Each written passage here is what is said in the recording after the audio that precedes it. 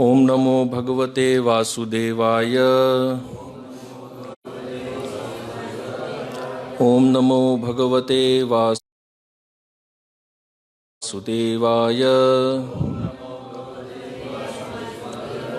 ओम नमो भगवते वासुदेवाय।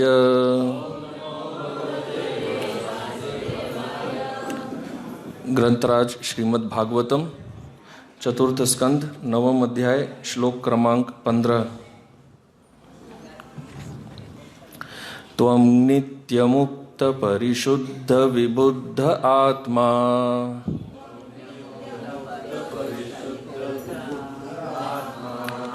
कूटस्थ आदि पुरुषो भगवान् स्त्र्यधीशः।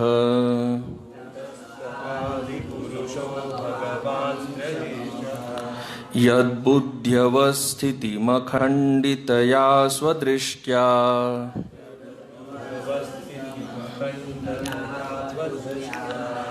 द्रष्टा स्थितावधिमखो व्यतिरिक्त आस्ये।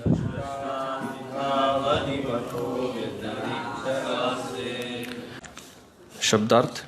त्वं तुम, नित्य शाश्वत, मुक्त मुक्त, परिशुद्ध निष्कलंक, विबुद्ध ज्ञान से पूर्ण, आत्मा परमात्मा, कूटस्थ परिवर्तन रहित, आदि मूल, पुरुषः पुरुष, भगवान छह ऐश्वर्यों से पूर्ण भगवान, त्रिअधीशः तीनों गुणों के स्वामी, यत् जहाँ से बुद्धि बौद्धिक कार्यों का, अवस्थितिम समस्त अवस्थाएं, अखंडितया अखंडित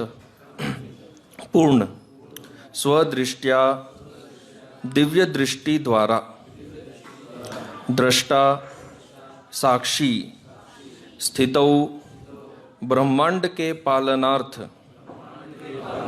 अधिमखः समस्त यज्ञों के भोक्ता, व्यतिरिक्तः भिन्न भिन्न प्रकार से, आस्ये स्थित हो। अनुवाद एवं तात्पर्य श्रील प्रभुपाद द्वारा अनुवाद। हे भगवन, अपनी अखंड दिव्य चितवन से आप बौद्धिक कार्यों की समस्त अवस्थाओं के परम साक्षी हैं। आप शाश्वत मुक्त हैं, आप सात्विक हैं और अपरिवर्तित रूप में परमात्मा में विद्यमान हैं। आप छह ऐश्वर्यों से युक्त आदि भगवान हैं और तीनों गुणों के शाश्वत स्वामी हैं। इस प्रकार आप सामान्य जीवात्माओं से सदैव भिन्न रहते हैं।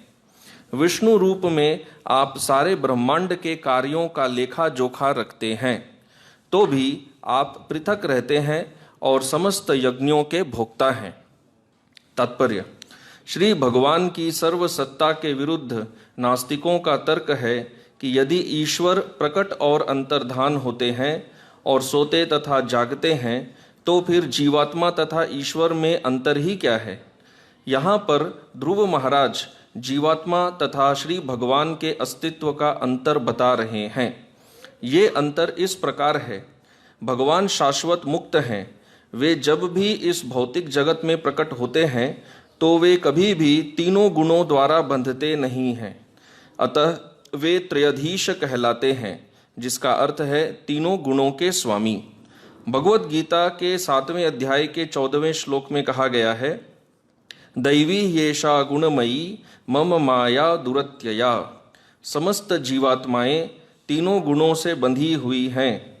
भगवान की बहिरंगा शक्ति अत्यंत प्रबल है, किंतु तीन गुणों के स्वामी स्वरूप भगवान इन गुणों की क्रिया प्रतिक्रिया से सदैव मुक्त रहते हैं। अतः वे निष्कलंक हैं, जैसा कि ईशोपनिषद में कहा गया है। भौतिक जगत के कल्मश का परमेश्वर पर कोई प्रभाव नहीं पड़ता। इसलिए भगवत गीता में श्री कृष्ण कहते हैं कि जो मूर्ख हैं वे मुझे सामान्य मनुष्य समझते हैं, क्योंकि वे मेरे परम भावम को नहीं जानते। परम भावम का अर्थ है कि वे सदैव दिव्य पद पर स्थित रहते हैं, उन्हें भौतिक कल्मश नहीं व्यापता। भगवान एवं जीवात्मा का अन्य अंतर यह है कि जीवात्मा सदैव अंधकार में रहता है, भले ही वह सतोगुण में स्थित हो, किंतु तो भी उसके जानने के लिए अनेक बातें रहती हैं। किंतु परमेश्वर के साथ ऐसा नहीं है। वे भूत, वर्तमान तथा भविष्य के साथ प्रत्येक जीव के हृदय में जो कुछ है उसको जानने वाले हैं। भगवत गीता इसकी पुष्टि करती है। वेदाहं समतीतानि। भगवान आत्मा के अंश नहीं, वे अक्षर परमात्मा हैं, जबकि जीवात्माएं उनके भिन्नांश हैं। जीवात्मा दैव माया के निर्देश से इस जगत में प्रकट होने के लिए बाध्य है, किंतु जब भगवान को प्रकट होना होता है तो वे अपनी अंतरंगा शक्ति अथवा आत्म माया से प्रकट होते हैं। इसके अतिरिक्त जीवात्मा का भूत, वर्तमान तथा भविष्य काल होता है। उसके जीवन का आदि जन्म के रूप में और बद्ध अवस्था मृत्यु में समाप्त होती है, किंतु भगवान तो आदि पुरुष हैं। ब्रह्म संहिता में ब्रह्मा जी इन आदि पुरुष गोविंद को नमस्कार करते हैं, जिनका कोई आदि नहीं है, जबकि इस सृष्टि का आदि है। वेदांत कहता है जन्माद्यस्य यतः। प्रत्येक वस्तु परमेश्वर से उत्पन्न है, किंतु इनका जन्म नहीं होता। वे छहों ऐश्वर्यों से युक्त हैं, प्रकृति के स्वामी हैं। उनकी बुद्धि किसी भी परिस्थिति में खंडित नहीं होती है और समस्त सृष्टि के पालनकर्ता होकर भी वे पृथक रहने वाले हैं। जैसा कि वेदों में कठोपनिषद में कहा गया है, नित्यो नित्यानां चेतनश्चेतनानाम। भगवान परम पालन करता है। जीवात्माएं यज्ञ द्वारा उनकी सेवा के निमित्त हैं, क्योंकि वे समस्त यज्ञों के वैध भोक्ता हैं। अतः प्रत्येक व्यक्ति को चाहिए कि वे अपने जीवन, धन, बुद्धि तथा वचनों से उनकी सेवा में लगे। सामान्य जीवात्मा की निद्रा की तुलना कारणार्णव में श्री भगवान के शयन से नहीं की जा सकती है। मायावादी दार्शनिक समझौता न कर सकने के कारण शून्यवाद या निर्गुणवाद को प्राप्त होते हैं। ओम अज्ञानतिमिरान्धस्य ज्ञानाञ्जनशलाकया चक्षुरुन्मीलितं येन तस्मै श्रीगुरवे नमः। श्रीचैतन्यमनोभीष्टं स्थापितं येन भूतले स्वयं रूपः कदा मह्यं ददाति स्वपदान्तिकम्। वन्देऽहं श्रीगुरोः श्रीयुतपदकमलं श्रीगुरून् वैष्णवांश्च श्रीरूपं साग्रजातं सहगण रघुनाथान्वितं तं सजीवं साद्वैतं सावधूतं परिजनसहितं कृष्णचैतन्यदेवं श्रीराधाकृष्णपादान् सहगण ललिता श्रीविशाखान्वितांश्च। नमः ओं विष्णुपादाय कृष्णप्रेष्ठाय भूतले श्रीमते भक्तिवेदांत स्वामिन्निति नामिने। नमस्ते सारस्वते देवे गौरवाणी प्रचारिणे निर्विशेष शून्यवादी पाश्चात्य देश तारिणे। हे कृष्ण करुणा सिंधो दीनबंधो जगतपते गोपेश गोपिका कांत राधा कांत नमोस्तुते। तप्त कांचन गौरांगी राधे वृंदावनेश्वरी वृषभानुसुते देवी प्रणमामि हरिप्रिये। वाञ्छाकल्पतरुभ्यश्च कृपा सिन्धुभ्य एव च पतितानां पावनेभ्यो वैष्णवेभ्यो नमो नमः। जय श्री कृष्ण चैतन्य प्रभु नित्यानंद श्री अद्वैत गदाधर श्रीवासादि गौर भक्तवृंद। हरे कृष्ण कृष्ण कृष्ण हरे हरे, हरे राम राम राम हरे हरे।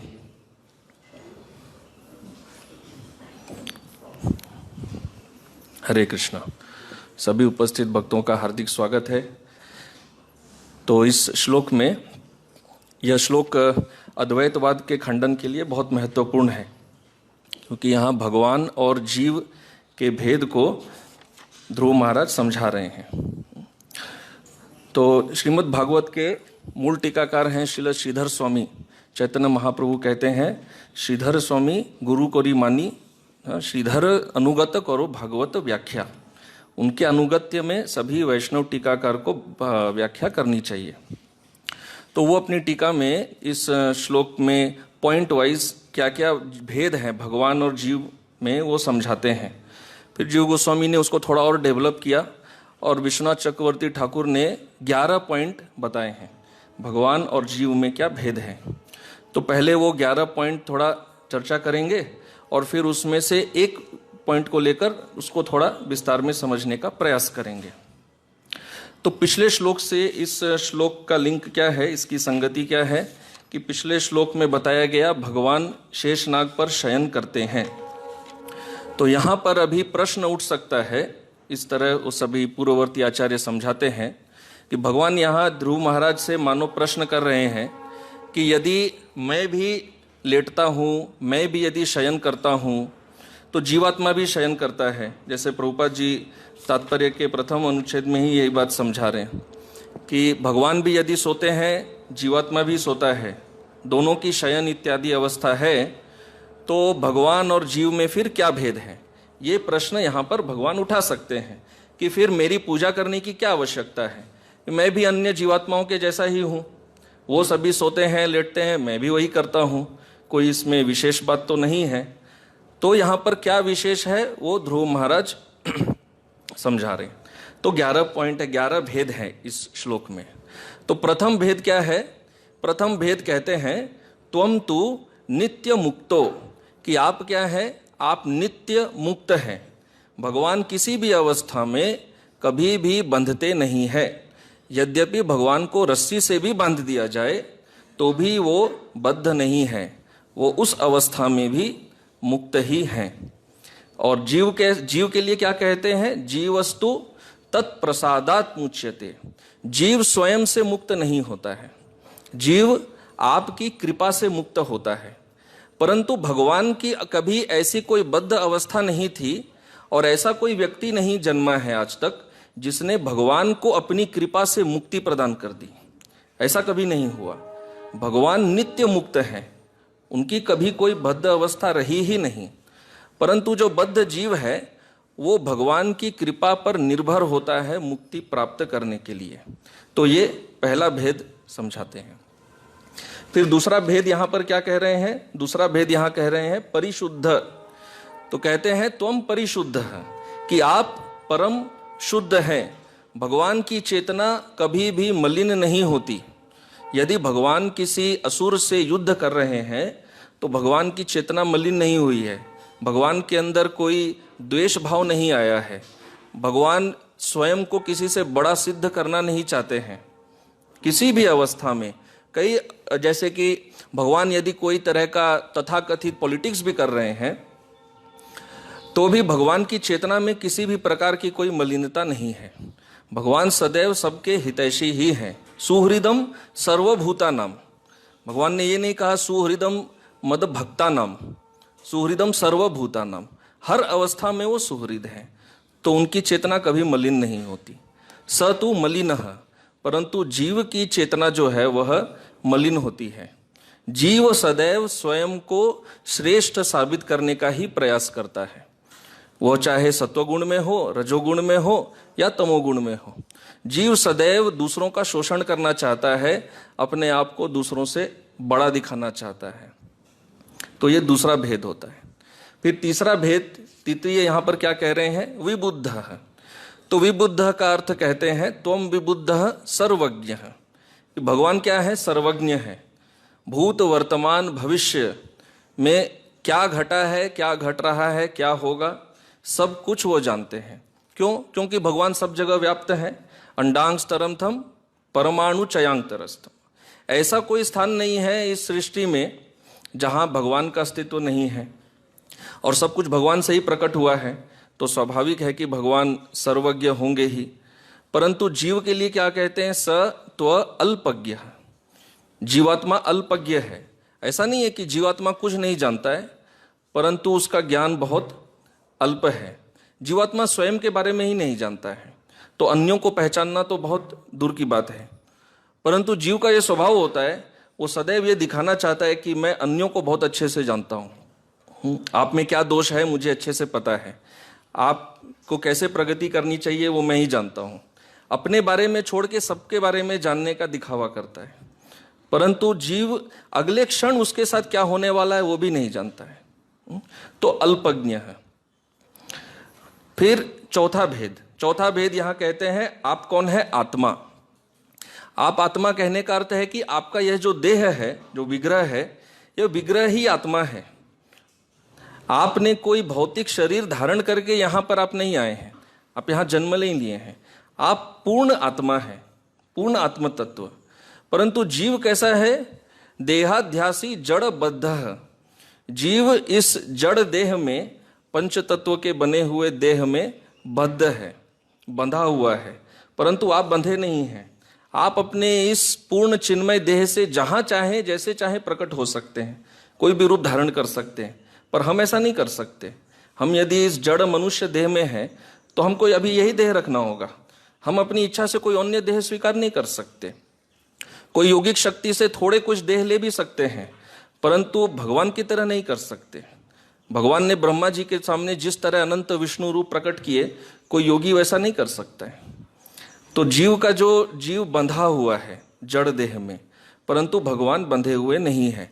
यद्यपि ऐसा प्रतीत हो सकता है, ऐसा दिखता है कि भगवान भी हमारे तरह ही एक व्यक्ति हैं, वो भी हमारे तरह कार्यकलाप कर रहे हैं। और साधारणतः भगवान पर संशय करने का यही कारण होता है कि भगवान का देह दिखता है, क्योंकि साधारण धारणा ये होती है कि जो दिखता है वो भौतिक है, हर वस्तु जो दिखता है वो भौतिक है। अर्थात आध्यात्मिक वस्तु वही होनी चाहिए जो न दिखे, परंतु ऐसा नहीं है। यहाँ ध्रुव महाराज क्या कह रहे हैं? त्वम आत्मा, आप दिखते हैं। भगवान जड़ आंखों से भी देखे जा सकते हैं यदि भगवान वो शक्ति प्रदान करें तो। ऐसा नहीं है कि जड़ आंखों से देखना संभव नहीं है। समस्या जड़ आंखों में नहीं है, समस्या इस जड़ आंखों में वो शक्ति नहीं है जो चाहिए भगवान को देखने के लिए, आध्यात्मिक शक्ति है नहीं। तो भगवान कुछ भी कर सकते हैं, वो इस जड़ आंखों में भी अपने आप को देखने के लिए शक्ति दे सकते हैं। फिर पांचवा भेद कहते हैं कूटस्थ। तो कूटस्थ का अर्थ क्या होता है? निर्विकार, जिसमें कोई विकार नहीं आता, अर्थात कोई बदलाव नहीं आता है। आप में कभी कोई बदलाव नहीं आता। स तु विकारी, परंतु जीवात्मा में कैसे होता है? जीवात्मा में विकार आता है। हमारे शरीर में भी विकार आता है, हमारे चेतना में भी विकार आता है, मन बुद्धि सब में विकार आता है। बचपन में जो बुद्धि थी आज वो बुद्धि नहीं है। हाँ, जब हम कुछ नया सीखते हैं तो हमारी बुद्धि में वृद्धि होती है, लेकिन जब बीमारी आता है तो विस्मृति भी होता है ना, बुद्धि भी चला जाता है, स्मृति भी चली जाती है। तो जीवात्मा का हर स्तर पे विकार होना संभव है। इसका ये अर्थ नहीं है कि आत्मा में विकार आ रहा है, परंतु अभी जो उसकी कलुषित चेतना है उसमें विकार आता है। तो कूटस्थ का परिभाषा क्या है? कूटस्थ, इसी शब्द पर हम थोड़ा चर्चा करने का प्रयास करेंगे। कूटस्थ का सभी आचार्य एक ही परिभाषा देते हैं जो अमरकोश डिक्शनरी से आता है। एक रूपतया काल व्यापी, अर्थात जो तीनों कालों में एक ही रूप से व्याप्त रहते हैं। ऐसा नहीं कि भूतकाल में उनका एक रूप था, वर्तमान में एक है और भविष्य में कुछ अलग रूप होगा। तीनों कालों में एक ही रूप से जो व्याप्त रहते हैं उनको कहते हैं कूटस्थ।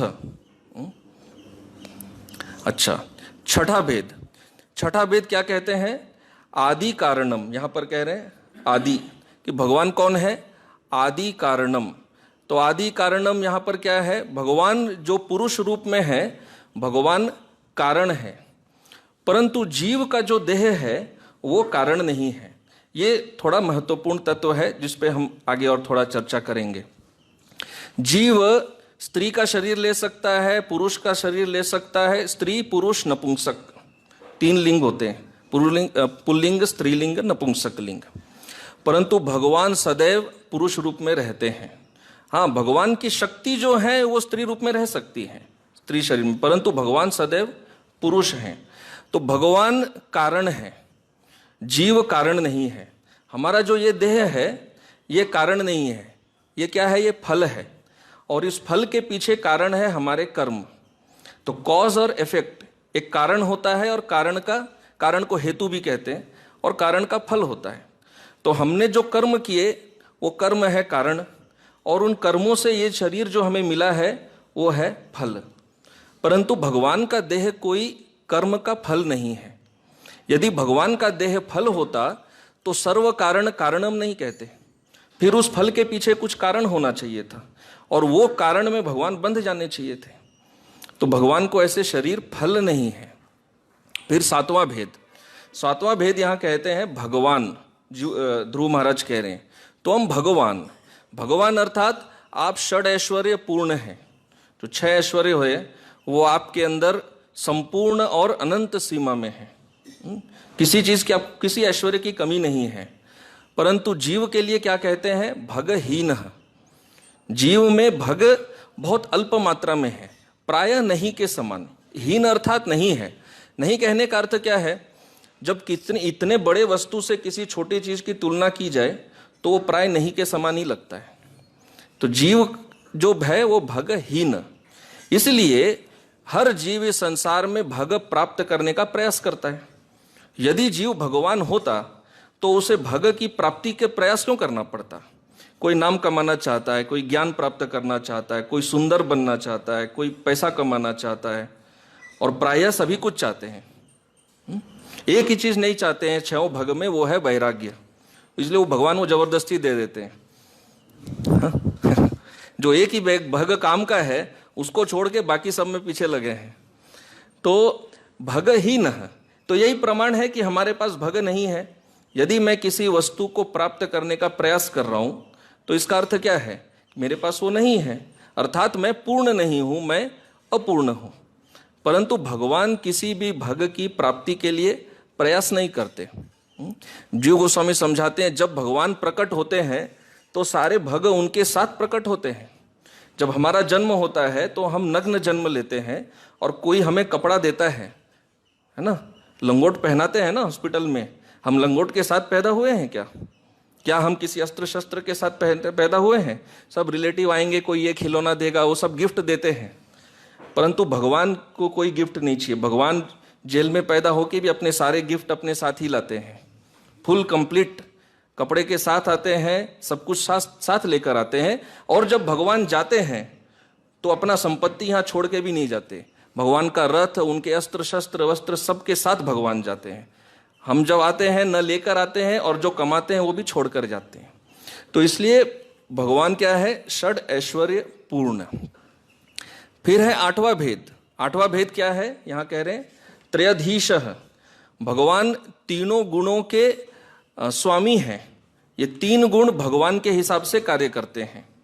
तो कभी कभी हम देखते हैं कृष्ण लीला में कि भगवान ये सिद्ध करते हैं कि वो प्रकृति के नियम का उल्लंघन कर सकते हैं। अधिकतर भगवान नियमों के अंतर्गत चलते हैं। इसलिए तो भगवान के ऊपर डाउट आता है कि वो भी मनुष्य के जैसा कार्य कर रहे हैं। मनुष्य के तरह वो भी सुबह उठ रहे हैं, वो भी अपनी पत्नियों के साथ खेल रहे हैं, वो भी कोई यज्ञ कर रहे हैं, कोई ध्यान कर रहे हैं, अपने कार्य में रथ में जा रहे हैं। तो सब मनुष्य ऐसा करते हैं। लेकिन कभी कभी भगवान ऐसा दिखाते हैं कि मैं इन नियमों के अंतर्गत नहीं हूं। कब दिखाते हैं? तो जीव गोस्वामी उदाहरण देते हैं कि भगवान जब अपने गुरु के पुत्र को लेकर आए जो मृत था, तो भगवान ने क्या सिद्ध किया कि ये 3 गुण जो है मैं इनसे परे हूं, मैं इन नियमों के बंधन में नहीं हूं। हम किसी मृत व्यक्ति को जीवित कर सकते हैं? नहीं कर सकते। लेकिन भगवान कभी कभी वो भी कर देते हैं। तो भगवान दिखाते हैं कि ये नियम मेरी इच्छा से चलते हैं, मेरी इच्छा हो तो मैं इन नियमों को पालन करूंगा, नहीं तो नहीं करूंगा। लेकिन जीव कैसा है? त्रिगुणाधीन। जीवात्मा 3 गुणों के अधीन होता है। सत्वगुण हो, रजोगुण हो या तमोगुण हो, जीवात्मा इनके हिसाब से चलता है। किसी भी अवस्था में जीवात्मा इन नियमों का उल्लंघन नहीं कर सकता। ये अलग बात है कि जीवात्मा ऐसा सोच सकता है कि मैं अभी त्रयाधीश हूं। और जीवात्मा अधिकतर यही सोचता है कि मेरे ऊपर कोई नियम लागू नहीं होते, है ना। हम सबको स्कूल कॉलेज में ऐसा अनुभव है कि नहीं? किसी कॉलेज में जितना हम नियम तोड़ेंगे उतना क्या फीलिंग होता है, उतना अभी हम ग्रेट हैं। लेकिन वास्तव में प्रभुपाद क्या समझाते हैं? प्रकृति के नियम बहुत कठोर हैं। हम जितना उनको तोड़ने का प्रयास करते हैं उतना ही प्रकृति हमें दंड देती है। लेकिन जब भगवान अपने गुरु के पुत्र को लाए प्रकृति के नियम को भंग करके, क्या उनको कोई दंड मिला? बल्कि उनके गुरु से आशीर्वाद मिला। गुरु ने आशीर्वाद दिया कि सारे वेद जो है वो तुम में सब सदैव प्रकट रहे, वेदों का ज्ञान तुम्हारे अंदर रहे। यह अलग बात है कि उनको आशीर्वाद की आवश्यकता नहीं है, परंतु भगवान जब नियम भंग करते हैं तो उनका गुणगान किया जाता है। फिर 9वां भेद, फिर आगे क्या कहते हैं कि जीव जो है, निद्रा इत्यादि जितनी भी जीव की अवस्थाएं हैं, जीव को सदैव भगवान देखते हैं। भगवान जीव की हर अवस्था में जीव के क्या है, साक्षी हैं, उनको देख रहे हैं। परंतु हम भगवान के साक्षी नहीं हैं, बल्कि हमारी दृष्टि जो है वो खंडित है। खंडित अर्थात क्या? हम हर समय अपने बारे में एक अलग विचार रखते हैं। हमारी एक दृष्टि नहीं है। एक दृष्टि क्या होनी चाहिए? जीवेर स्वरूप है कृष्णेर नित्य दास। हमारी एक दृष्टि नहीं है, परंतु भगवान सदैव साक्षी रूप में निर्मल दृष्टि में जीवात्मा का हर अवस्था में उसको देखते हैं। जैसे उदाहरण दिया जाता है ना कि 2 पक्षी हैं पेड़ पर, एक पक्षी केवल फल खाने में व्यस्त है और एक पक्षी केवल उसको देख रहा है, साक्षी प्रतीक्षा कर रहे हैं कि ये कब मेरे तरफ मुड़ेगा। तो साक्षी जीव पक्षी कौन है? परमात्मा। और फल खाने वाला जो पक्षी है वो है जीवात्मा। तो जीवात्मा की दृष्टि खंडित है। हर समय वो उसका एक अलग, अपने बारे में एक अलग आइडेंटिटी होता है। हमारे जीवन में हमारा जो आइडेंटिटी है, पहचान, वो बदलता रहता है। अभी पहचान हो सकती है कि मैं बच्चा हूँ, मैं बड़ा हो गया हूँ, अभी मैं विवाहित हूँ, या मैं पुरुष हूँ, मैं स्त्री हूँ, अभी मैं धनी हूँ, अब मैं गरीब हो गया। तो ये दृष्टि खंडित है। अवस्था के हिसाब से हमारी दृष्टि बदलती है। हमारी दृष्टि वही है जैसी हमारी अवस्था है, और हम दूसरों को तुलना करके अपना दृष्टि भी बदलते हैं। परंतु भगवान ऐसा कभी नहीं करते। कोई भी जीवात्मा जब भगवान का दर्शन करने आता है तो भगवान उसकी अवस्था के हिसाब से उसको नहीं देखते हैं कि ये गरीब मेरा दर्शन करने आया है, ये अमीर मेरा दर्शन करने आया, ये पुरुष आया है, ये स्त्री आई है। ये अलग बात है कि भगवान उसकी सारी अवस्थाओं को जानते हैं, परंतु उनकी दृष्टि वो नहीं है। दृष्टि क्या है कि ये जीवात्मा है। और फिर अगला भेद क्या कहते हैं? तुम अधि मखः, कि भगवान मख अर्थात यज्ञ, भगवान यज्ञ के अधिष्ठाता है। अधिष्ठाता होने का अर्थ क्या है? भगवान यज्ञ के आराध्य हैं और भगवान ही यज्ञ का फल देते हैं। परंतु जो जीवात्मा है वो यज्ञ और कर्मों के अधीन है। जीवात्मा यज्ञ करता है, जीवात्मा यज्ञ में पूजा नहीं जाता है। तो जीवात्मा यज्ञ में भगवान की पूजा करता है, उसकी स्वयं की पूजा नहीं होती है। तो इसलिए जीवात्मा उसके अधीन है, परंतु भगवान यज्ञ का फल दान करते हैं। तो ये थे भेद। अब थोड़ा चर्चा करने का प्रयास करेंगे कि यहाँ पर एक शब्द प्रयोग किया गया है कूटस्थ। भगवान किस प्रकार कूटस्थ हैं, अर्थात निर्विकार हैं। तो कूटस्थ शब्द की व्याख्या क्या है? जैसे हमने पहले चर्चा की, एक रूपतया तू यह काल व्यापी, जो एक ही रूप में तीनों कालों में व्याप्त रहते हैं, इसको कहते हैं कूटस्थ। जो भी आचार्य का टीका देखेंगे यही एक वाक्य कहते हैं, एक रूपतया।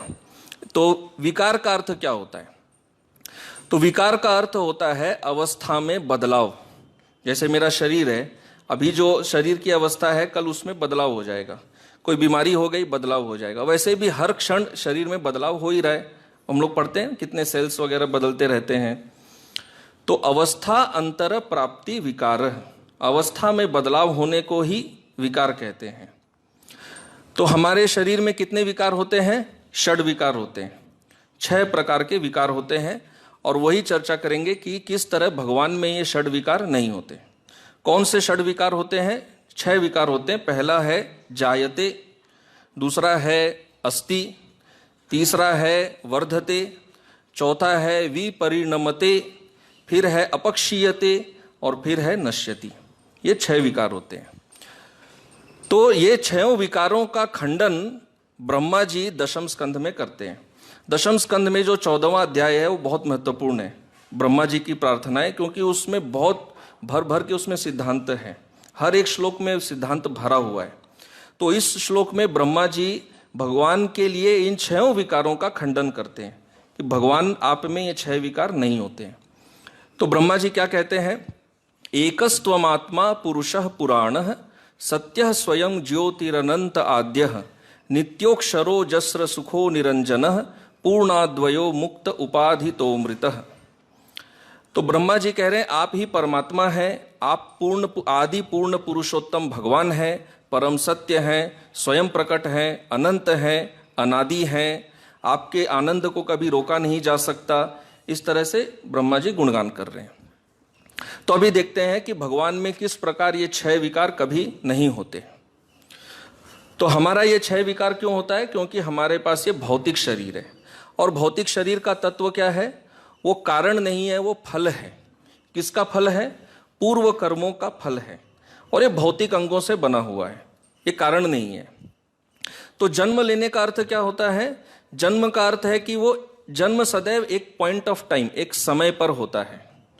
परंतु भगवान श्री कृष्ण का देह जो है वो सर्व कारण कारणम है, वो किसी कारण का फल नहीं है।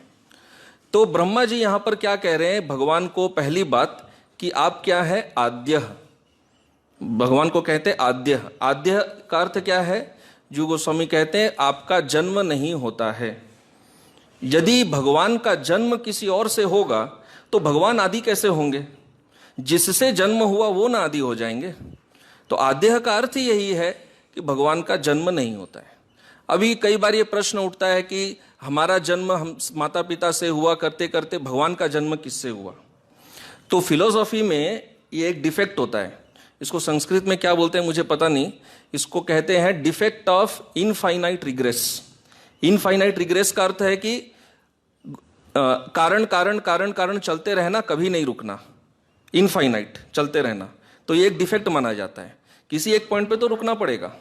तो जिस पॉइंट पे रुकते हैं वही भगवान है, वही है आद्य। अच्छा, तो ब्रह्मा जी भगवान श्री कृष्ण को कह रहे हैं किस प्रकार आप आदि हैं। ब्रह्मा जी कह रहे हैं क्या आपने नहीं दिखलाया आपकी अचिंत्य शक्ति को?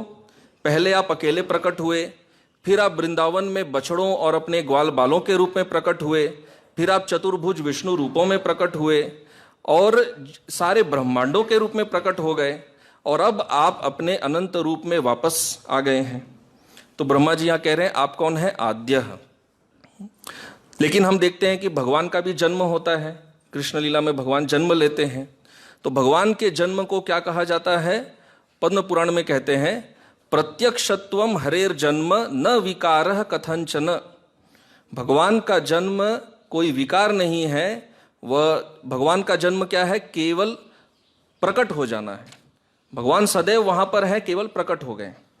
इसलिए दशम स्कंध में कहते हैं नित्यम सन्निहितो हरि, कि श्री कृष्ण कहीं से आते नहीं हैं, वो कहा जाता है ऐसे, परंतु वास्तव में श्री कृष्ण सदैव मथुरा में वास करते हैं। नित्यम सन्निहितो हरि, वो केवल प्रकट हो जाते हैं। तो भगवान के जन्म पर बहुत सुंदर एक श्लोक है, स्कंद पुराण में कहा जाता है कि लोग भगवान के जन्म पर क्यों संशय करते हैं। अविज्ञाय परम देहम आनंदात्मानमव्ययम आरोपयंती जनिमत पंचभूतात्मकम जड़म। तो यहां कह रहे हैं अविज्ञ, जो मूर्ख व्यक्ति हैं वो क्या सोचते हैं कि आपका यह जो देह है, जो वास्तव में पूर्ण आनंद है, जो अव्यय है, वो सोचते हैं कि आपका देह जड़ है, वो पंचभूत का बना हुआ है और उसका जन्म होता है। परंतु यह वास्तव में मूर्खता है, और ये स्वयं पुराण कह रहे हैं। तो भगवान को ब्रह्मा जी कह रहे हैं पुरुषः पुराणः। पुराण शब्द बहुत इंटरेस्टिंग है। तो साधारण तौर पर हम पुराण शब्द अर्थात क्या समझते हैं? जैसे जो पुराण है, पद्म पुराण, भागवत पुराण। तो जीव गोस्वामी पुराण शब्द का बहुत सुंदर परिभाषा देते हैं। वो कहते हैं पुराण अर्थात पुरा नह, पुरा अपि नवः, नह अर्थात नवः, मतलब जो सबसे पुराने हैं फिर भी सबसे नए हैं, पुराण। तो ये भगवान है, सबसे पुराने हैं फिर भी सबसे नए हैं, कभी उनमें विकार नहीं आया है। जो दूसरा विकार होता है वो होता है अस्तित्व। तो ब्रह्मा जी कहते हैं कि आप में कोई अस्थि विकार नहीं आता। अस्थि मतलब जो इंग्लिश में हम लोग कहते हैं मेंटेनेंस, बॉडी मेंटेन होता है। तो कहते हैं आप नित्य हैं, कोई मेंटेनेंस नहीं चाहिए, बल्कि आप स्वयं मेंटेनर हैं। जो प्रभुपाद जी यहाँ कह रहे हैं, नित्यो नित्यानाम चेतनस चेतना नाम, आपका शरीर को कौन मेंटेन करेगा, आप ही सबको मेंटेन कर रहे हैं। तो इसलिए आप में कोई अस्थि विकार नहीं आता। फिर तीसरा विकार होता है वृद्धि, शरीर का बढ़ना। तो बढ़ता कौन है, जो अपूर्ण है वही, अपूर्ण वस्तु ही बढ़ेगी ना। जैसे अगर एक ग्लास में है, उसमें आधा जल है, तो हम उसमें आधा जल भर सकते हैं। यदि वो पूरा भरा हुआ है तो उसमें क्या भरेंगे, कुछ भरने के लिए बचा नहीं है। तो भगवान की कोई वृद्धि नहीं होती। भगवान वृद्धि क्या करेंगे, कोई ऐसा स्थान होना चाहिए जहां भगवान न हो, तभी तो वृद्धि करेंगे। तो भगवान का शरीर में कोई वृद्धि नहीं है। वृद्धि अर्थात बाहर से कुछ प्राप्त करके शरीर बढ़ाते नहीं है, जो होता है उनकी शक्ति से ही होता है। तो ये चौथा विकार भी भगवान में नहीं होता है। तीसरा, चौथा विकार होता है परिणाम। परिणाम अर्थात जन्म देना, संतान को जन्म देना। तो संतान को जन्म क्यों देते हैं, सुख अनुभव करने के लिए जीवन में। क्योंकि हमारे जीवन में हम सुख अनुभव नहीं करते, तो हम सोचते हैं यदि संतान उत्पत्ति होगी तो हमारे जीवन में हमें सुख मिलेगा। परंतु भगवान पूर्ण आनंद में है। तो भगवान किसी भौतिकवादी मनुष्य के तरह संतान की उत्पत्ति नहीं करते हैं, तो उनके शरीर में कोई परिणाम विकार नहीं आता है। इसलिए भगवान को ब्रह्मा जी कहते हैं अजस्र सुख, आप सदैव सुख में हैं, आपके सुख में कभी घटन नहीं होता है। तो आपको कोई संतान क्यों चाहिए, कोई आवश्यकता नहीं है। जो भगवान के संतान है वो नित्य है, वो केवल प्रकट हो जाते हैं। ऐसा नहीं है कि अनिरुद्ध प्रद्युम्न कृष्ण लीला के पहले अस्तित्व ही नहीं था उनका, वो तो केवल प्रकट हो गए। फिर पांचवा विकार होता है अपक्षय। अपक्षय मतलब क्षय हो जाना, डिटीरियोरेशन। तो ब्रह्मा जी कहते हैं आप अक्षर हैं, भगवान के शरीर में कभी भी क्षय नहीं होता है। और अंतिम विकार जो होता है विनाश। तो हमारे शरीर का क्या होता है, विनाश होता है, अर्थात मृत्यु। परंतु भगवान के लिए ब्रह्मा जी कहते हैं आप कौन है, अमृत। भगवान को कोई मृत्यु नहीं होती। हाँ, तो एक यहाँ पर एक उदाहरण देते हैं गोपाल तापनी उपनिषद से, गोविंदान मृत्युर बिभेति, कि मृत्यु गोविंद से भय करता है, गोविंद मृत्यु से भय नहीं करते।